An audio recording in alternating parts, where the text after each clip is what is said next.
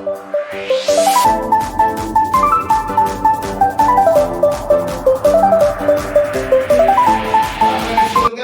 yang penuh kasih,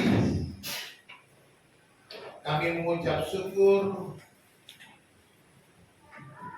karena pada pagi hari ini kami boleh datang di hadapan-Mu untuk menyembah-Mu, memuji-Mu. Terlebih juga saat ini Tuhan, kami akan mendengarkan firman Tuhan.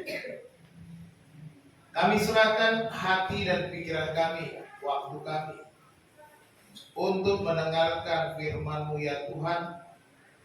Penuhilah kami dengan Roh-Mu yang kudus. Berikanlah kami hikmat dan pengertian ya Bapa, supaya kami dapat melakukan apa yang kami dengar. Supaya kami menjadi pelaku firman di dalam kehidupan kami tiap-tiap hari. Kami serahkan pemberitaan ini ya Bapa, kami tolak segala kuasa iblis, segala kuasa-kuasa jahat yang mau mengganggu, menghalangi, menghambat pemberitaan firman Tuhan. Biarlah Roh-Mu yang bekerja, hadir dan nyata di tengah-tengah kami. Terpujilah nama-Mu Tuhan, berfirmanlah kepada kami, kami siap mendengar. Di dalam nama Tuhan Yesus Kristus kami berdoa, haleluya. Amin. Salam, selamat pagi. Puji nama Tuhan. Saudara-saudara dikasih Tuhan, hari ini kita akan belajar prinsip memberi kepada Tuhan, ya. Prinsip memberi kepada Bapak Ibu. Kita sudah belajar beberapa waktu yang lalu dalam beberapa minggu ini bahwa semua yang ada pada kita adalah miliknya siapa? Miliknya Tuhan. Mazmur 24 ayat 1 berkata, Tuhanlah yang mempunyai bumi serta segala isinya, dan dunia serta yang diam di dalamnya. Karena semuanya isi dunia ini, semua yang kita punya adalah punyanya Tuhan, maka kita bukan yang punya. Siapakah kita? Kita adalah pengelola. Ya, Tuhan mempercayakan kepada kita talenta yang harus kita kelola dengan baik untuk kemuliaannya. Kita adalah orang yang Tuhan percayakan, dipercayai oleh Tuhan.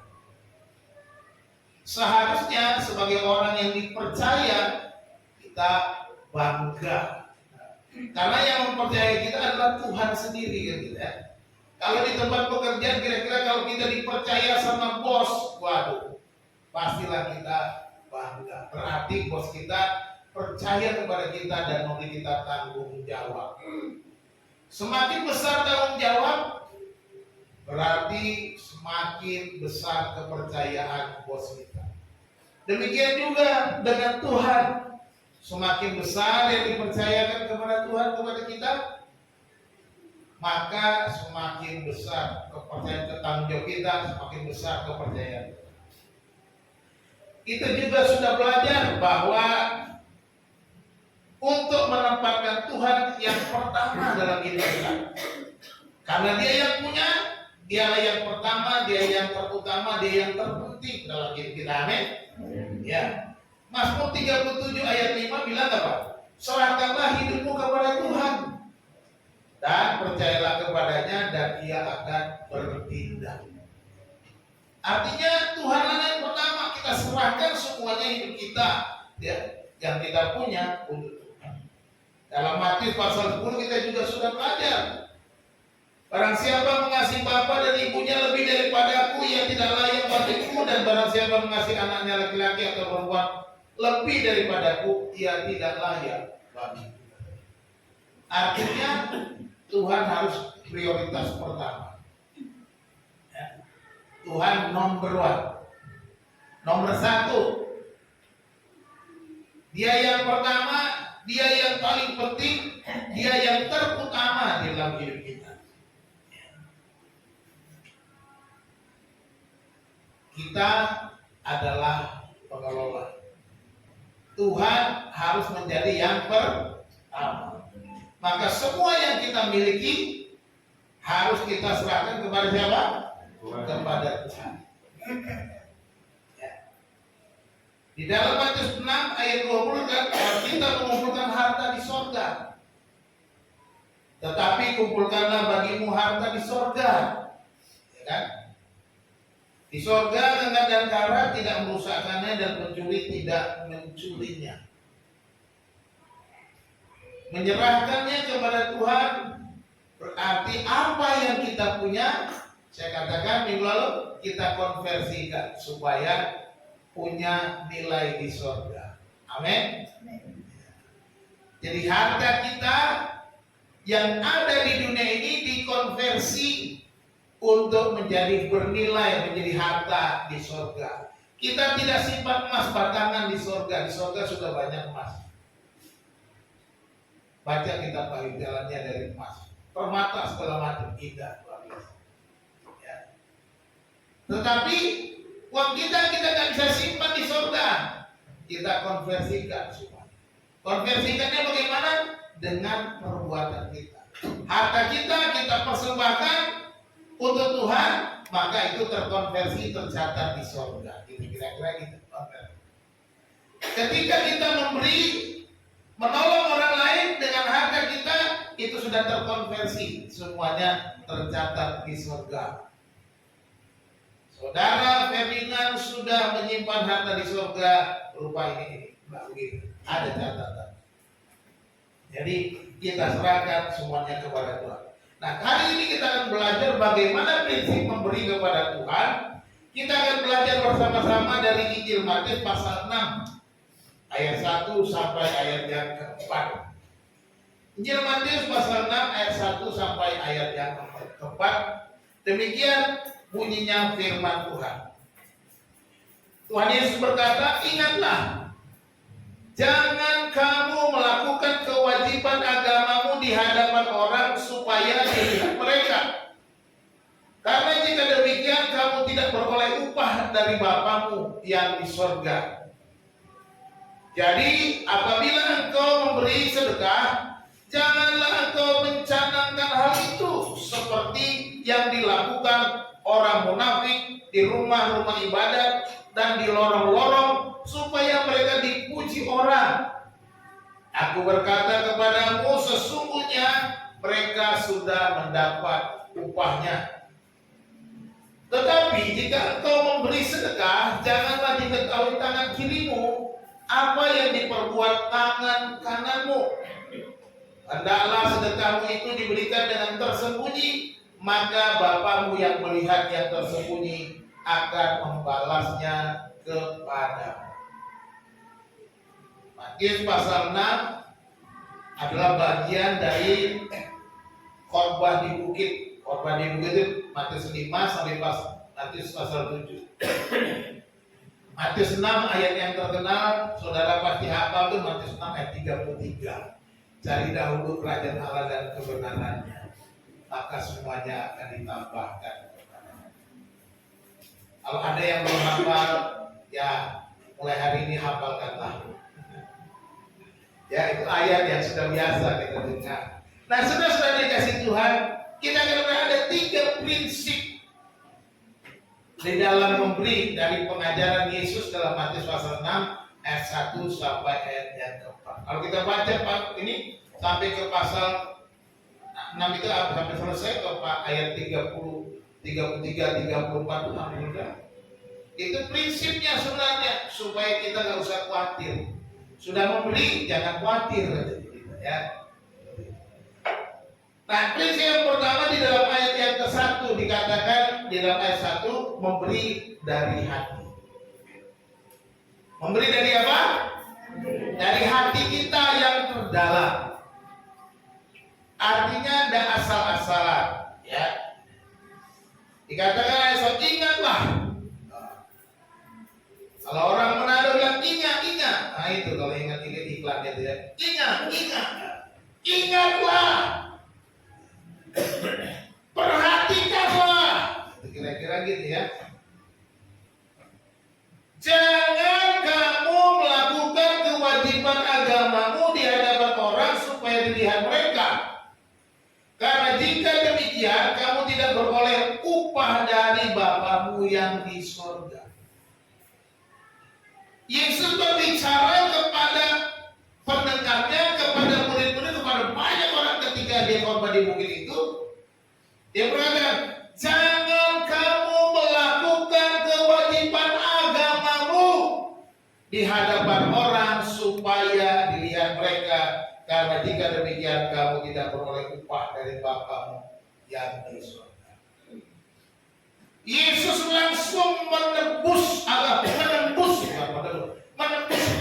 setiap pendengarnya. Apa motivasimu ketika engkau memberi? Motivasi timbul dari dalam hati. Itu sebabnya saya katakan, memberilah dari hati. Sudah katakan, jangan cuma mau dilihat orang. Itu motivasi yang salah. Ketika kita mau rencanakan supaya orang melihat, supaya orang tahu saya seorang donatur, saya seorang penyumbang, kalau itu pada hati kita sedang salah, keliru. Hati kita sedang keliru ketika kita ingin diketahui orang atau dilihat orang. Jadi, makanya saya katakan, memberi harus dari hati.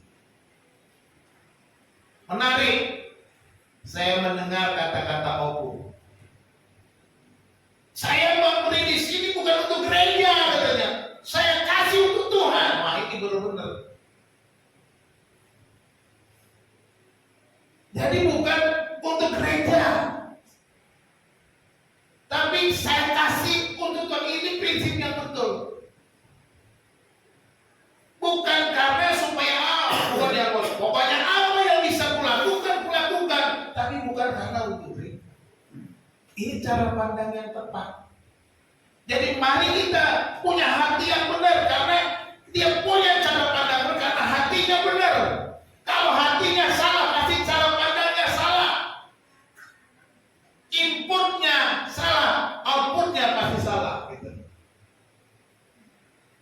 Ketika kita memberi-berilah dari hati, kita lihat. Ini belum saya kasih tadi. Hati adalah pusat kehidupan kita.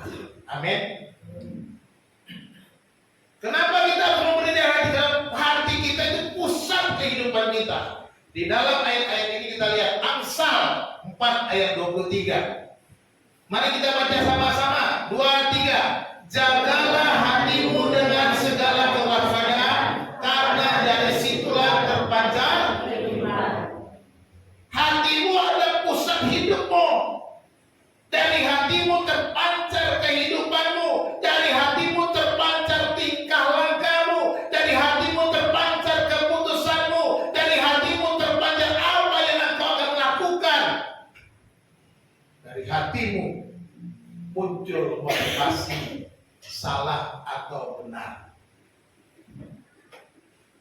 Jadi mari kita memberi dari hati kita dengan hati yang benar, karena itu akan menunjukkan siapa kita. Karena hati itu pusat kehidupan kita. Yesus juga ingatkan dalam pasal 6 ini ya, ayat 21-nya begitu. Itu sama dengan Lukas 12 ya. Karena di mana hartamu berada, di situ juga hatimu berada. Di mana hartamu ada, di situ hatimu berada. Makanya kalau kita pergi-pergi selalu ingat pulang ke rumah, betul nggak? Kenapa? Ntar kalau nggak pulang habis harta saya, ya kan? Ada itu peristiwanya, rumah kosong masih ada yang tidak ditinggal, bicara orang, habis tiba-tiba barangnya. Ketika yang punya rumah datang, loh kok nggak ada isinya? Ternyata ada orang yang tinggal situ, sedikit-sedikit diambil dan dijualin.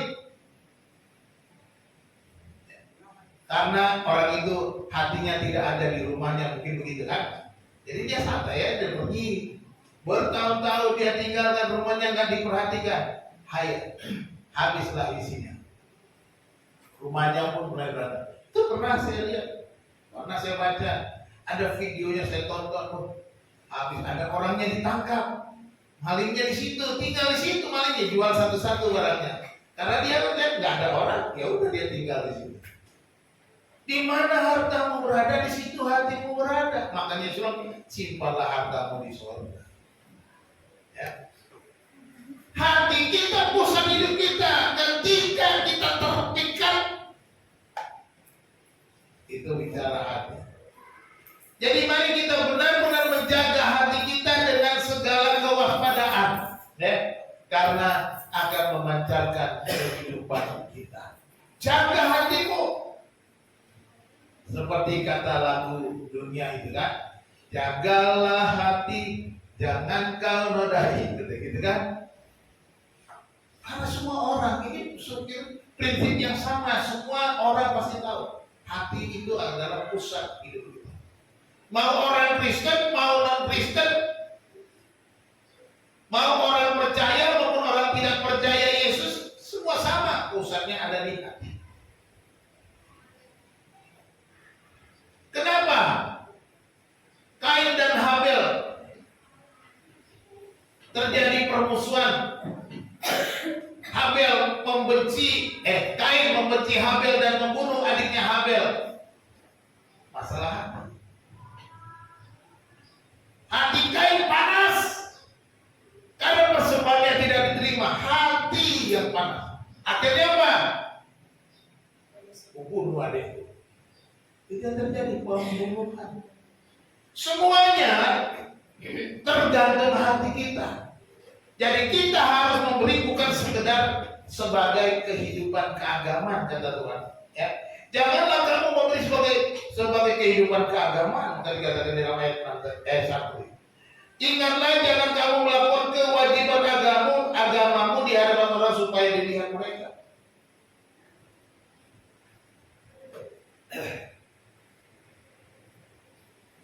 Jangan supaya dilihat mereka. Jadi memberi bukan sekedar kegiatan keagamaan, rutinitas, ya ke gereja memberi, ada Natal memberi, bukan sekedar itu.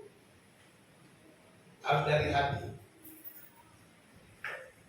Saudara memberi, menyumbang apapun di gereja, kalau tidak dari hati, hanya cuma ya sesuai dengan keputusan rapat pada tanggal sekian, tahun sekian, maka saya melakukannya. Bukan itu. Rapat memang ada, tetapi ketika diputuskan, kita sendiri memutuskan, saya mau melakukannya dari hati. Gitu. Saya mau menjadi iman saya dari hati saya, bukan karena keputusannya. Keputusannya memang kesepakatan bersama. Makanya dikatakan jangan supaya dilihat orang. Ini hatinya terjemah oleh kesombongan. Ya kan? Ini kesombongan, ini mau dilihat orang katanya. Jangan kamu melakukannya karena keagamaan, karena kehidupan keagamaan kita, karena di gereja pun itu. Makanya seperti saya bilang tadi, saya kasih untuk Tuhan, bukan untuk gereja. Ketika kita mau memberikan untuk sesuatu yang lain, Pak, sudah orang lain, nih aku penyumbang gereja, aku donatur gereja, kalau nggak ada aku nih gereja nggak bisa jalan. Ya, siapa yang bilang? Ya. Saya mendirikan ini, merintisnya dari tahun 95, dari nol. Ini ada Bu Arni, ada Bu Bernadetta, saksi hidupnya masih ada, cuma mula-mulanya. Sedikit kok dari dulu, tapi masih hidup sampai sekarang. Puji Tuhan. Karena apa? Yang mendirikan bukan saya cuma alat. Yang mendirikan Tuhan. Yesus bilang, aku akan mendirikan jemaatku, katanya. Kan begitu. Yang mendirikan siapa? Jemaatku diberikan oleh Tuhan. Saya alatnya, Bu Ari alatnya, Bu Bedanda alatnya. Mereka lah yang dipakai Tuhan untuk mendirikan jemaatnya Tuhan. Itu ya, supaya konsepnya Jadi jangan kita sombong kalau sudah memberi. Yang puji Tuhan selama ini saya perhatikan nggak ada yang begitu. Di tempat ini semuanya memberi dengan sukacita. Saya bersyukur. Saya berharap terus begitu. Semakin giat, semakin ditingkatkan lagi, yang gitu. Terus jangan berharap ada upah darinya. Kan ayat 1 ini belum gitu.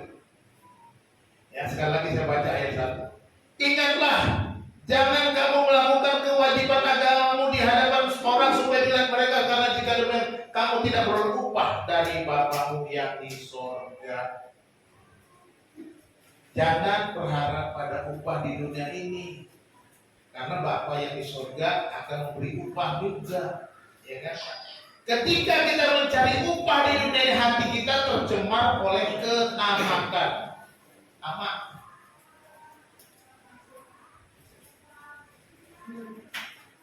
Jadi kita harus memberi.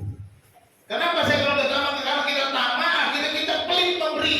Nah itu dia. Karena kita tamak, kita memikirkan ya cukuplah segini aja lah. Kita perhitungan. Yang penting orang sudah lihat, yang penting aku sudah dicatat. Yang sudah memberi persembahan Natal, keluarga ABC, ya. Seperti itu kira-kira. Tapi mari kita hati-hati, karena hati kita bisa tercemar oleh ketamakan kita. Jadi yang pertama, prinsip memberi harus dari kok udah tidur sih. Prinsip yang pertama, memberi dari nah, gitu, masih bangun berarti. Yang kedua tidak mencari puji-pujian. Ya, kalau sudah tidak mencari pujian, berarti kita memberi dari hati. Ayat 2. Jadi apabila engkau memberi sedekah, janganlah engkau mencanangkan hal itu seperti yang dilakukan orang munafik di rumah-rumah ibadah dan lorong-lorong, supaya mereka dipuji orang. Aku berkata kepadamu, sesungguhnya mereka sudah mendapat upah. Udah dipuji, itu upahnya cukup. Nah, saudara mau dapat upah di dunia ini ya udah dipuji. Terima kasih Rahel, kamu hebat, kau sumbangan besar sekali. Puji Tuhan, wah kita berbangga. Udah cukup di situ. Di surga nggak ada konversinya. Karena nggak ada nilai. Karena kita memang itu tujuan kita. Tujuan kita supaya dipuji, ya sudah, kamu udah dipuji di sana kan, Tuhan nggak puji lagi. Tidak ada konversi harta di surga lagi, karena sudah kau kumpulkan di dunia, gitu ya. Jadi jangan mencari puji-pujian. Amin. Amin. Masa mau itu kan gampang. Oh iya, saya nggak cari pujian, gitu ya. Ingat baik-baik, pujian itu baik bila tidak berlebihan, ya. Manusia memang salah satunya butuh pujian, gitu kan? Memang manusia itu senang kalau dipuji. Saya juga senang kalau dipuji, makanya saudara puji saya tak apa-apa. Tapi saya mau ingat, ini ada satu statement menarik. Nah, coba dua aja. 1, 2, 3.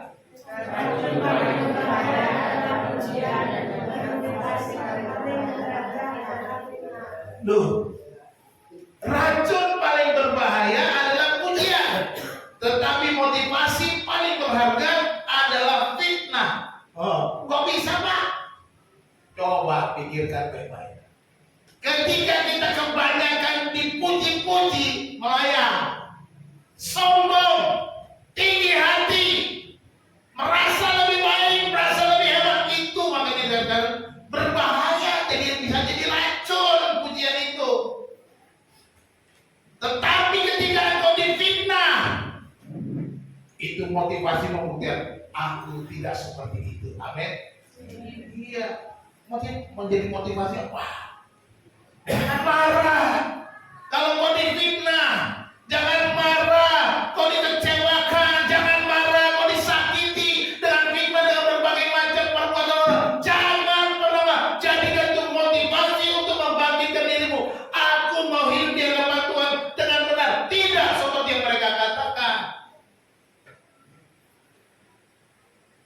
Jadi kalau saudara difitnah, namanya fitnah pasti kan nggak benar. Kecuali memang benar, saudara merasa aduh ketahuan deh gue, kan gitu. Tapi ketika difitnah saudara merasa mana kali ngomong gitu, bukan waktu itu. Nggak usah. Tinggal kita bangkit. Buktikan, tunjukkan bahwa engkau bukan seperti yang orang katakan. Tapi kalau itu benar, maka engkau akan waduh, ketahuan deh gue. Saudara akan ketakutan dan saudara akan semakin terpuruk. Tapi kalau udah benar, mengaku dosa, gitulah kira-kira. Selesaikan dengan baik. Selama itu fitnah, saudara tetap tenang, sabar. Selama itu fitnah, saudara tetap hadapi dengan sukacita. Buktikan itu semua tidak benar. Makanya saudara hati-hati dengan pujian, ya. Jangan kau cari puji-puji seperti orang-orang itu Yesus menegur orang-orang Farisi ahli Taurat yang mereka kalau mau menulis dosa supaya dilihat orang, wah ini orang ahli Taurat, ahli Farisi semuanya jago melakukan agama Tuhan luar biasa. Mereka pengen dipuji, puji-puji. Akhirnya apa? Jatuh dalam kesombongan, jatuh ketika akhirnya mereka melawan Yesus, melawan firman Tuhan. Iya. Ketika mereka cari puji-pujian, mereka melawan firman Tuhan. Ya kan? Jadi pujian itu baik, tapi jangan berlebihan. Berlebihan kalau saudara semakin dipuji, hati-hati gitu aja. Semakin kita dipuji, semakin kita berhati-hati. Sekalipun itu betul prestasimu, semakin kau berhati-hati. Kenapa? Pakai ilmu apa? Padi. Semakin berisi, semakin merunduk. Dan begitu ilmu padi. Semakin dipuji, oh memang itu ya. Semakin terima kasih. Semua kemurahan Tuhan. Gitu aja. Kembalikan kemuliaan untuk siapa? Tuhan. Wah, terima kasih. Doain lagi ya supaya aku bisa lebih hebat ya. Bagus sih permintaan doain, tapi ada kesombongan terselip di situ. Tuhan harus membawa lebih hebat lagi ya. Nah gitu. Terima kasih semua kebaikan Tuhan. Semua untuk kemurahan Tuhan. Itu yang harus kita jadi hati-hati. Kalau saudara memberi, jangan mencari puji-pujian. Kita kan belajar. Ini saya belajar. Kita pengaruh negatif dari pujian. Ada 5 saya catat pengaruh negatif dari pujian. 1. Ketergantungan pada pujian orang lain akhirnya menjadi kurang percaya diri. Kalau nggak dipuji, nggak percaya, nggak pede. Jadi kita sangat tergantung kepada puji-pujian. Berbahaya ini. Ini efek negatif dari pujian. Jangan sampai kita tergantung kalau nggak dipuji kita loyo. Nah itu hati-hati. Juga yang kedua, kecemasan berlebihan. Akhirnya kita kalau nggak dipuji kita berusaha terus bagaimana supaya saya dipuji. Haus pujiannya, ya. Jadi dia cemas, khawatir jangan sampai saya nggak dipuji. Anak-anak boleh dipuji ketika dia berhasil, mendorong dia, memotivasi dia, betul. Ya. Tapi ajarkan dia, jangan haus pujian. Ketika salah, katakan salah, tegur dia. Ajarkan dia. Jadi harus ada keseimbangan. Jangan sampai dia kalau nggak dipuji dia malas belajar. Ya.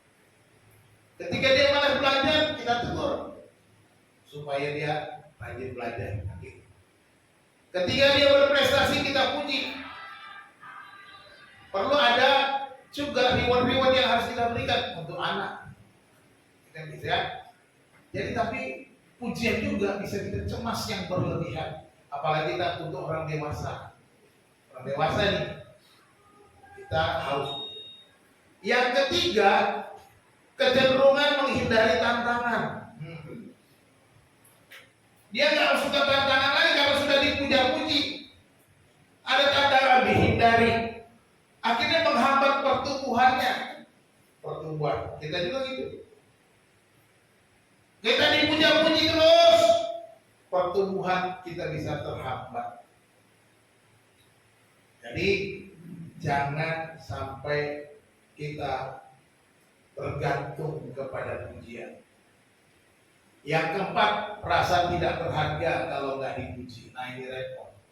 Jadi minder, harga dirinya rapuh. Kalau nggak dipuji, nggak ada gairah lagi. Jadi jangan lakukan pujian yang berlebih-lebihan. Dan jangan cari pujian yang berlebihan. Harus kita tetap stabilkan hati kita, diri kita masing-masing. Aku lakukan, aku memberi, aku berbuat sesuatu bukan untuk puji-pujian untuk aku, tapi aku melakukan karena ketaatan, kesetiaan kepada firman Tuhan. Aku memberi karena aku setia pada firman Tuhan. Aku memberi kepada Tuhan karena aku mau melakukan firman Tuhan. Itu saya cukup, bukan karena supaya aku dipuji. Dan yang terakhir, kelima, sulit menerima kritik, nggak bisa dikritik lagi. Kritik dianggap sebagai ancaman, dikritik, waduh, ini orang musuh gue, nggak senang dikritik. Orang yang haus pujian nggak senang dikritik, nggak mau dia dikritik. Jadi hati-hati. Ketika kita sudah dikritik, kita sudah panas hati, marah dan tidak mau menolak, kita melawan, berarti kita sudah jatuh ke dalam haus pujian. Jadi ketika kita dikritik, coba pikirkan benar. Kritik pasti mengoreksi. Mengoreksi diri kita, kita harus perbaiki. Kalau kita tidak bisa menerima kritik, berarti kita nggak bisa dikoreksi. Kalau kita tidak bisa menerima kritik, akhirnya ego kita utamakan. Pokoknya saya mau begini aja, makan pakai pokoknya Bapak Ibu. Kalau pakai pokoknya, saudara nggak akan pernah bertumbuh. Saudara nggak akan bisa menerima orang lain satu dengan yang pokoknya nggak bisa. Jadi nggak begitu caranya. Ya, pengaruh ini harus kita perhatikan baik. Di mana kita sudah muncul salah satu dari kelima ini, kita perlu perbaiki. Amin. Haleluya. Amin. Kelihatannya agak susah nih, ya, Pak. Saya pengennya dipuji-puji terus, Pak. Yang ketiga tadi satu apa? Memberi dari hati. Yang kedua, memberi tidak mencari pujian. Yang ketiga, memberi dengan ketulusan hati. Ketulusan. Ayat 3 dan 4. Tetapi jika engkau memberi sedekah, janganlah diketahui tangan kirimu apa yang diperbuat tangan kananmu. Hendaklah sedekahmu itu diberikan dengan tersembunyi, maka Bapamu yang melihat yang tersembunyi akan membalasnya kepadamu. Katakan amin. Amin. Biarkan Bapa yang membalas. Ini yang namanya konversinya di sorga. Kita sudah simpan harta di sorga, bukan hanya simpan harta kita, tapi kita juga dapat bonus-bonus bunga-bunganya di sana. Ada bonus bunganya selama kita hidup, makanya ada membalas. Ada bonus yang kita terima di bumi. Jadi bukan nanti kita nikmati itu, bukan tunggu mati saudara tinggal di sorga baru kita nikmati. Di sini pun saudara menikmati karena kita akan membalas, memberi upah di bumi. Selama saudara masih hidup ada balasan. Jadi jangan khawatir Pak, nabung nanti aku susah dong. Enggak. Tuhan tahu. Kau masih di bumi ini, kau masih di dunia ini, kau masih bergumul, kau masih berjuang, kau masih menghadapi tantangan, kau masih menghadapi sakit penyakit, kau masih menghadapi musuh-musuh, berbagai macam persoalan. Tuhan tahu, aku akan menolongmu. Nah, itu Jangan khawatir apa yang kau makan, minum, pakai supaya itu dicari-cari bangsa yang tidak mengenal Allah. Tapi kamu kan kenal Tuhan. Dan kamu tahu kamu memerlukan semuanya. Kalau gitu cari banyak Allah di Quran, maka semuanya ditambahkan. Enak benar. Ditambahkan bukan di surga, di sini. Selama kita hidup, ya, ditambahkan. Mari kita mulai melangkah, memberi dengan ketulusan, maka kita akan menikmati bonus-bonusnya. Apa sih ketulusan hati? Saya cek di Alkitab ketulusan hati itu apa saja. Yang pertama, ini berbicara kejujuran dan integritas. Tidak ada pura-pura. Coba satu orang baca Amsal 2 ayat 21 ini, karena banyak ayat jadi saya nggak tulis di sini panjang. Amsal 2 ayat 21, ada satu orang, lalu ada yang siapkan Efesus 6 ayat 5. Amsal 5 ayat Amsal 2 ayat 21. Karena orang jujurlah akan mendiami tanah, dan orang yang tak bercelalah yang akan tetap tinggal di situ. Orang jujur akan mendiami tanah dan tetap tinggal. Lihat, luar biasa. Ini ketulusan hati, mereka punya integritas, berarti punya kejujuran. Efesus 6 ayat 5. Bilang apa Efesus pasal 6? Hai hamba-hamba, taatilah Tuhanmu yang mulia dengan takut dan benar, dan dengan tulus hati sama seperti kamu taat kepada Kristus. Iya. Seorang hamba, seorang pekerja taat kepada tuannya seperti takut dengan Tuhan, melakukan tugasnya dengan tulus, ya. Berintegritas orangnya. Yang kedua, ketulusan itu berbicara tentang motivasi yang murni, bertindak dengan tujuan yang benar. Ayat 6 dan 7 lanjutkan, Bu. Efesus tadi. Masih di situ, udah pindah ya? Yang baik membawa Kristus. Efesus 6 ayat 6, jangan hanya di hadapan mereka saja untuk menyenangkan hati orang, tetapi sebagai hamba-hamba Kristus yang dengan segenap hati melakukan kehendak Allah, dan yang dengan rela menjalankan pelayanannya seperti orang-orang yang melayani Tuhan dan bukan untuk manusia. Iya. Motivasinya murni, benar, bukan berbuat baik di depan bosnya, di belakang bosnya dia asal-asal kerjanya, bukan gitu. Di depan orang dia baik, di belakang orang dia menusuk dari belakang. Hati-hati. Motivasi yang benar, murni. Jadi ketulusan hati berbicara motivasi. Yang ketiga, ketaatan. Ketaatan yang ikhlas, bertindak tidak dengan keterpaksaan. Jadi jangan terpaksa. Ulangan 10 baca, Ulangan 10 ayat 12. Banyak baca ayat kita.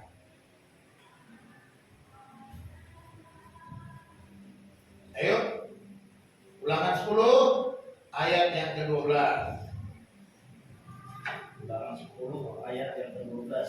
Maka sekarang, hai orang Israel, apakah yang dimintakan daripadamu oleh Tuhan Allahmu selain dari takut akan Tuhan Allahmu, hidup menurut segala jalan yang ditunjukkannya, mengasihi Dia, beribadah kepada Tuhan Allahmu dengan segenap hati dan segenap jiwamu. Ya, beribadah dengan segenap hati dan segenap jiwa. Maka sekarang hai orang Israel, apakah yang dimintakan daripadamu oleh Tuhan Allahmu selain daripada takut akan Tuhan Allahmu, hidup menurut segala jalan yang ditunjukkannya, mengasihi Dia, beribadah kepada Tuhan Allahmu dengan segenap hatimu dan dengan segenap jiwamu. Taatnya ikhlas lakukan. Yang keempat, ketulusan hati ini berbicara tentang komitmen yang setia. Mazmur 86 ayat yang ke-11. Mazmur 86. Mazmur 86 ayat 11.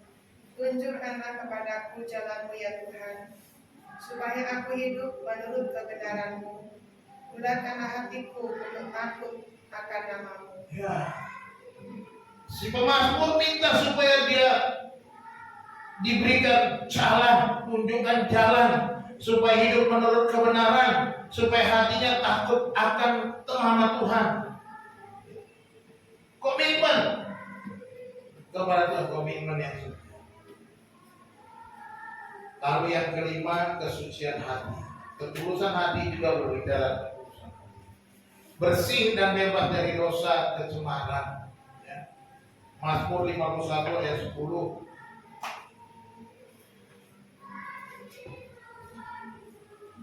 Ayo, yang udah dapat silakan. Mazmur 51. Mazmur 51 ayat 10. Jadikanlah hatiku tahir ya Allah, dan perbaharuilah batinku dengan roh yang teguh. Sini ayat 12.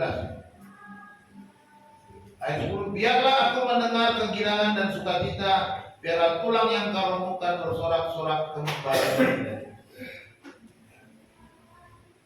Jadi harus bebas dari kecemaran. Kalau yang keempat, komitmen yang setia itu digambarkan seperti hubungan pernikahan suami istri. Setia. Kalau orang nikah kan janji setia kan. Apakah engkau setia pada waktu sakit dan sehat, susah dan senang? Kan ditanya gitu. Pernah ditanya nggak ibu-ibu, bapak-bapak waktu nikah? Ditanya nggak? Sama Pak Penghulu, Pak Penghulu Pendeta. Ditanya ya, jawabnya apa? Jawabnya insya Allah Pak Pendeta, gitu ya. Gitu. Ulang. Bersedia, bersedia. Dalam artinya, ya kalau enak. Kan gitu. Jadi kesetiaan itu harus dibuat jadi sebuah komitmen rumah tangga. Makanya kalau tidak komitmen rumah tangga berantakan. Makanya banyak terjadi perceraian. Banyak orang kesejukan terjadi perselisihan. Komitmennya hilang. Jadi karena tidak memiliki ketulusan hati. Jadi kalau menikah tulus hati selamanya, jangan pada waktu pacarannya doang. Ya kan, kalau waktu pacarannya doang tulus hati, sudah lewat pacaran, lain itu, biru itu ya. Jadi kita harus memberi dengan ketulusan. Kata Tuhan Yesus apa? Jangan diketahui siapapun. Jangan kau memberi diketahui tangan kirimu yang akan memberikan tangan kananmu, katanya. Tangan kiri tak mau tahu apa yang diperbuat tangan kanan. Pak, kalau bertangan budi bagaimana Pak? Hati-hati. Kalau namanya sudah berumah tangga, itu lain lagi ceritanya Bapak Ibu. Jangan martangan puri, sembunyi-sembunyi sama suami sama istri, tak bisa. Harus terbuka. Wah, kalau mau Pak ini, Pak ini minta dibantu gini. Ngomong nggak dulu. Pak ini minta diam-diam transfer dia nggak pernah. Saya juga begitu, nggak pernah saya asal transfer ke keluarga saya.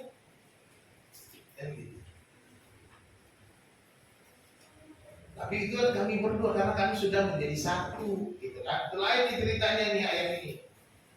Jadi jangan kita menganggap aku tangan kiri, kau tangan kanan. Kalau itu kan belum satu. Sudah jadi satu kok, harus terbuka kalau keluarga rumah tangga. Jangan bersembunyi-sembunyi. Pasti susahnya ngomong suami istri kan gitu kan. Nah susah loh. Kalau susah ngomong suami istri pasti lagi ada masalah. Pasti itu. Cewek ngomong, papa marah-marah. Puji Tuhan. Jadi ini bicara soal ketulusan, jangan sampai orang lain nanti wah kita mau orang lain tahu, orang lain puji kita. Nah ini motivasi kita. Jangan orang lain tahu, artinya supaya kita saya dikasih nih supaya orang lain lihat, saya orang baik, gitu. Saya orang suka nyumbang, bukan itu. Jadi tidak perlu diketahui apapun, sumbang aja. Makanya kalau ada orang kasih perpuluhan, saudara kalau kasih perpuluhan, nggak tulis nama, nggak apa-apa, NN. Artinya si NN paling banyak nyumbang nanti. NN terus. Saya banyak NN dulu, tidak dipersembahkan. Nah, apa pakai nama NN, nggak apa-apa. Ya kan? Kita bilang, hebat NN paling banyak. NN. Gitu ya. Jadi nggak perlu diketahui orang, cukup lah EN yang terkenal. Jangan saya yang terkenal kan gitu ya. Enak nama EN. Jadi nggak perlu Tuhan bilang, jangan diketahui kanan kananmu apa yang diperbuatan kiri. Dan dikatakan juga memberi dengan tulus hati, Tuhan membalas yang memberi dengan benar. Ya, Tuhan pasti membalas. Bapa melihat yang tersembunyi akan memberi upah yang terbaik. Amin. Dia akan memberi upahnya di sini, bukan nanti. Kalau di surga itu udah pasti tempat kita udah ada. Tapi di sini selama kita hidup ada upah juga. Jadi jangan perlu khawatir. Makanya baca tuh pasal 6 seluruhnya sampai selesai. Jangan sampai pasal 4 doang. Nanti saudara ketakutan. Rugi dong memberi. Nggak baca seterusnya sih. Kita harus baca sampai pasal 6 tuh habis sampai pasal 7. Kalau perlu sampai seluruh kita paham, sampai kita paham, dibaca supaya komplit pengertiannya. Ya, karena di surat-surat udah banyak juga soal memberi. Bagaimana keadaan di surga? Sudah kita tahu, kita paham supaya kita tenang. Oh, puji Tuhan. Ternyata uangku sudah dikumpulkan di surga, bukan nanti untuk di surga, tetapi untuk saya di sini. Untuk selama saya hidup, untuk menghadapi persoalan, tantangan, keruwetan hidup ini saya bisa tetap dihadapi. Karena apa? Tuhan ada memberi upah. Amin. Jadi berilah dengan ketulusan dari hati. Dari hati, tidak cari pujian, dengan tulus. Ya. Jadi kita prinsipnya apa? Ada 3. Prinsip memberi kepada Tuhan. Yang pertama, memberi dari hatimu, dari hati. Ya. Yang kedua, tidak mencari puji-pujian. Yang ketiga, memberi dengan ketulusan hati. Ini yang harus kita ingat. Ini prinsipnya. Lalu bagaimana melakukan penerapannya? Yang pertama, orang beriman harus memberi. Ya, orang beriman harus memberi. Bukan karena kewajiban agama, teman-teman ya, tetapi sebagai ucapan syukur dan penyembahan kepada Tuhan dari hati. Amin. Jadi kita memberi sebagai ucapan syukur dan penyembahan. Bersyukur karena kita dijaga, dipelihara, diberkati Tuhan, kita diberikan apa yang kita perlukan. Ini ucapan syukur dari hati kita. Semuanya untuk Tuhan. Dia harus kita lakukan.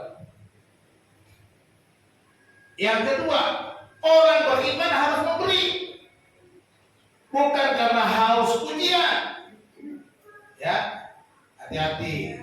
Pujian bisa jadi racun berbahaya, ya kan? Bukan karena haus pujian, tetapi kerinduan untuk memuji dan memuliakan Tuhan.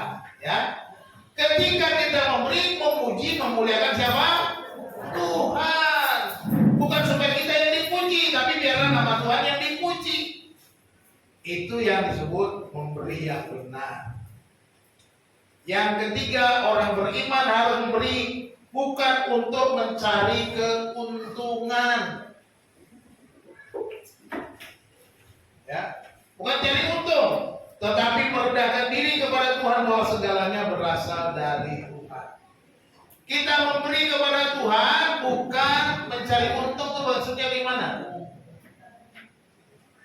Kan Tuhan janji memberi upah.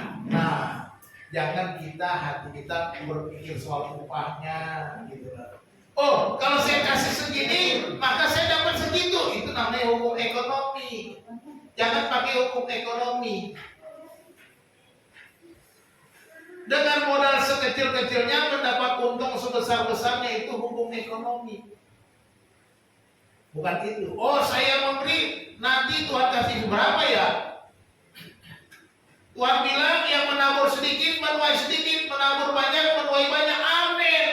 Lakukan dengan ketulusan hati, bukan karena menabur banyak dapat banyak. Oh, saya mau dapat banyak, nggak tulus itu namanya. Nggak tulus. Makanya saya pernah cerita kan, ada orang kasih persembahan persepuluhannya, tiap bulan dia rutin kasih persepuluhannya. Tetapi dia bilang, Pak, saya dulu rajin kasih perpuluhan, tapi saya mau betulin genteng aja nggak bisa, Pak. Dia bilang begitu. Akhirnya saya berhenti, Pak, kasih perpuluhan. Per bulannya saya nggak kasih lagi. Tapi ketika saya berhenti, saya juga nggak bisa betulin genteng, Pak. Dia bingung gitu. Mau betulin gentengnya dia nggak bisa. Akhirnya, Pak, saya kasih lagi perpuluhan saya sampai hari ini katanya. Tapi sampai hari ini saya nggak bisa betulin genteng. Ini hatinya tidak tulus. Memberi perpuluhan, ada nggak ayatnya? Supaya genteng rumahmu dibetulkan, nggak ada. Supaya dapurmu ngebul, nggak ada. Ayatnya bilang begitu nggak? Enggak, pasti bilangnya. Aku bilang iya, nanti salah kan gitu kan? Nah ada. Supaya apa? Bawalah persembahan persepuluhan ke rumah dan supaya Ada persediaan makanan. supaya ada persediaan makanan di rumahku, demikianlah firman Tuhan. Jadi tujuannya apa? Supaya umat Tuhan ada makanan. Jadi motivasinya harus benar.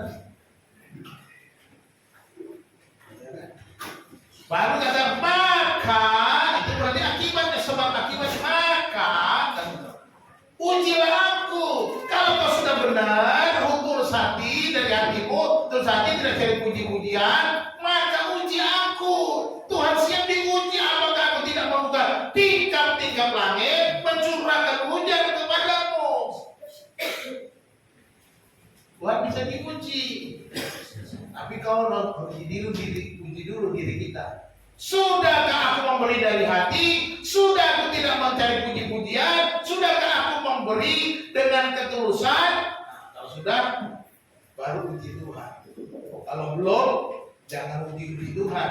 Tuhan bilang, lu aja belum beres, mau masa-masa gua. Gak bisa. Tuhan tahu kapan dia melakukan, kapan dia bertindak. Ya. Jadi jangan untuk mencari keuntungan. Bukan begitu.